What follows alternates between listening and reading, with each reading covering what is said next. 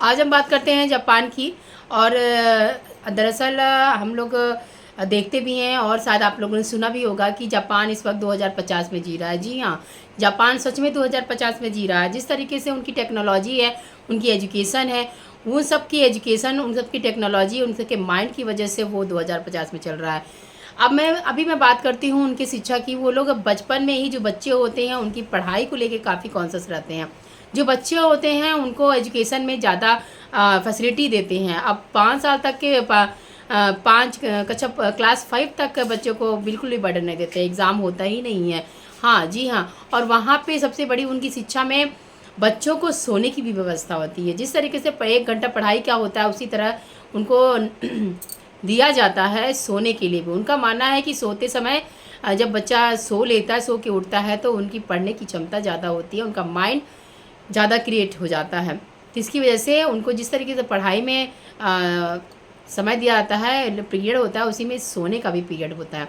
और सच में ये कहीं ना कहीं बहुत अच्छा होता है। कभी कभी आपने फील किया होगा कि जब आप पढ़ रहे होते हैं इस क्लास में, तो आपको बहुत तेज़ नींद आती है। तो सच में जब पढ़ाई के लिए इतना है, तो सोने के लिए भी होनी ही चाहिए। जो इन्होंने जापान ने सोची, जापान के लोगों ने सोची। अब इनकी जो खाने पीने की आप देखेंगे, मैं तो नहीं कहूँगी, लेकिन फिर भी अगर इनके ग्रोथ के लिए अगर आप एक दूसरे लेवल से सोचें, तो सच में ये लोग अपने ग्रोथ के लिए, अपने भविष्य के लिए, आने वाले जो उनका जो है वो आगे बढ़े, उसके लिए वो लोग काफ़ी कॉन्शियस हैं। देखिए उन लोगों की प्रोटीन, कीड़े जो होते हैं वो खाते हैं, वो प्रोटीन होता है, फाइबर होता है, इसके लिए वो जिस खाते हैं। लेकिन इतना भी राक्षसपन सही नहीं होता है, वो अलग बात है। उनकी जो वो बहुत ज़्यादा ओवर हो जाता है, क्योंकि एक जीव को इस तरीके से खाना है, हर चीज़ में जीव को ही वो लाते हैं। लेकिन साग सब्जियां भी होती हैं उसमें तो, लेकिन फिर भी मैं एक बात कह रही हूँ, आप समझिए मैं कहना क्या चाहती हूँ। तो वो ऐसी ऐसी चीज़ें, कादुबली चीज़ें ज़्यादा खाते हैं आगे। अब यहाँ हमारे भारत में भाई ये चटपटा होना चाहिए, ऐसा होना चाहिए, वैसा होना चाहिए। यहाँ तो हमारे भारत में आइसक्रीम की पकौड़ी बन रही है, हर चीज़ में इनोवेट किया जा रहा है, भले वो शरीर को नुकसानदेह हो। तो इस तरीके से इनोवेशन होता है यहाँ पे। लेकिन वहीं पर जो चाइना में है, जी नहीं, इनोवेशन तो होता है, लेकिन बहुत ही एक ही अलग ही माइंड से होता है, जहाँ पे उसका भविष्य, उसका ग्रोथ, उसका हर चीज़ पे डिपेंड होता है। तो अभी हम चाइना की एक मशीन, ये मशीन की बात कर रहे हो, ये एक मशीन, ये मशीन होती है। जब पतझड़ का समय आता है, तो ये जो मशीन होती है, ये मशीन धड़ाधड़ 2 मिनट में सफाया कर देती है। तो ये मशीन का आविष्कार भी है, इतने लोगों ने कर लेते हैं।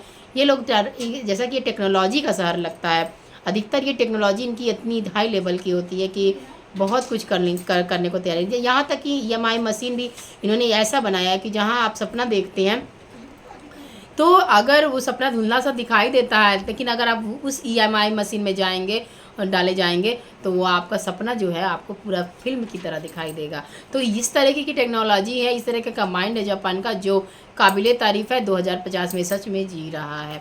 तो यहाँ एक, इसके बाद मैं दूसरी बात करती हूँ जापान की। जहाँ चीन, जापान जैसी जगहों पे यहाँ के लोग जो जापान की बात कर रही हूँ, जो नाली होती है, वहाँ नाली में मछली डालते हैं। अब इनके पीछे का एक अलग उद्देश्य है। नाली इसलिए डालते हैं, नाली में मछली इसलिए डाला जाता है क्योंकि जो मछली जब जाती है उन नाली में, तो जितने कचड़े होते हैं उसका सफाया कर देती हैं, मतलब वहाँ के कीटाणु को एकदम खा जाती हैं।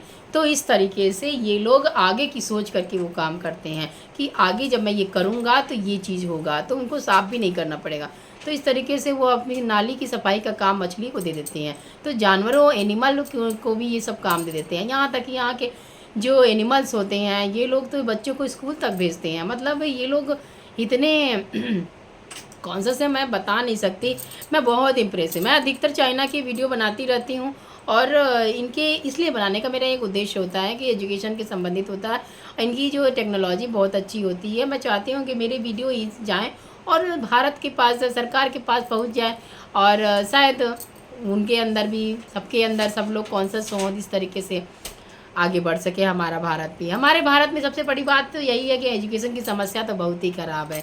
हम बहुत ही ख़राब बताएंगे, क्योंकि यहाँ तो वैकेंसी तो निकलती नहीं है। और तो और भ्रष्टाचार इतना भरा पड़ा है कि मैं समझ नहीं पा सकती। भ्रष्टाचार इतना है कि जो पढ़ा लिखा इंसान है वो गया काम से, और जो कर रहा है वो भैया चलो ठीक है। अब मैं सोचूंगी यार, एजुकेशन के बारे में इतना, अगर भारत को, हमें तो लगता है एजुकेशन के बारे में कॉन्शस जो है चाइना से लेना ही चाहिए, क्योंकि यार बहुत ज़रूरी हो चुका है, क्योंकि भारत की स्थिति बहुत ख़राब हो रही है। धर्म से संबंधित ज़्यादा वो से शिक्षा ज़्यादा हो रही है यहाँ पे। छोड़िए, जाने दीजिए, मैं बात कर रही हूँ चाइना की। तो इस तरीके से चाइना बहुत आगे है 2050 में। और चाइना के जो ये खाना है, जो खैर मैं खाने पे नहीं ज़्यादा जोर दूँगी, क्योंकि खाना इनका बहुत ही वह वो बहुत ही बेकार सा होता है। हालांकि उसमें प्रोटीन होता है, लेकिन ऐसा क्या खाना कि किसी जीव को मार करके आप उसकी आत्मा को दुख पहुंचा करके खाया जाए। तो ये तो राक्षसी, आदमी और राक्षस में कोई अंतर नहीं रह जाएगा। तो एक तरीके से देखा जाए तो इनके ग्रोथ अपने भविष्य के लिए, अपने बच्चों के भविष्य के लिए ये लोग ऐसा करते हैं, अपने शरीर के लिए ये लोग ऐसा करते हैं। दूसरी ओर देखा जाए, नेगेटिविटी की तरफ से देखा जाए तो ये सबसे एकदम से राक्षस हैं, क्योंकि ऐसे ऐसे कीड़े मकोड़े खाते हैं, ऑक्टोपस खाते हैं, मालूम नहीं सांप बिच्छी सब कुछ खा लेते हैं। तो इनका ये जानवर और आदमी में कोई अंतर नहीं रह जाता है, मैं तो यही कहूँगी। तो अब मैं जैसे बात कर रही हूँ चाइना की, आज चाइना की जो क्वालिटी है बड़ी अच्छी है। मैं बहुत सच में बहुत ज़्यादा इम्प्रेस हूँ। अब मैं बता दूँ, चाइना की टेक्नोलॉजी इतनी आगे बढ़ चुकी है कि यार चाइना कुछ भी कर सकता है, चाइना कुछ भी कर सकता है। और सही में वहाँ के बच्चे जो हैं बहुत ही इंटेलिजेंट होते हैं।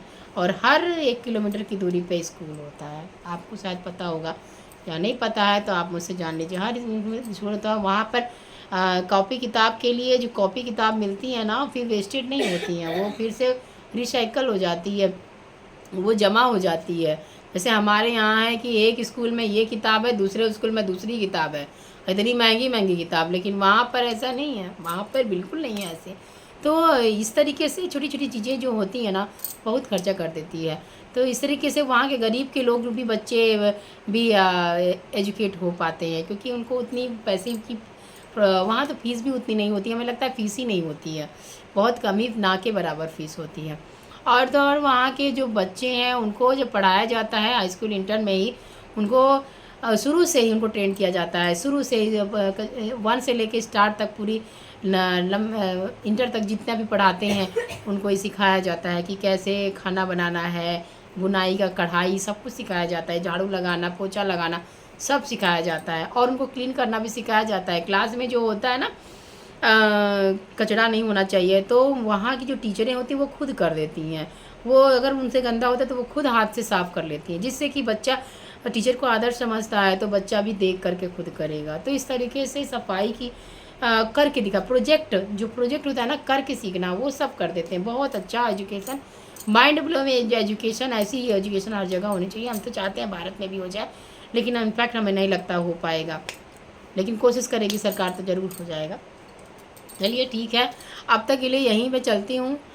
आई am very impress once again. China,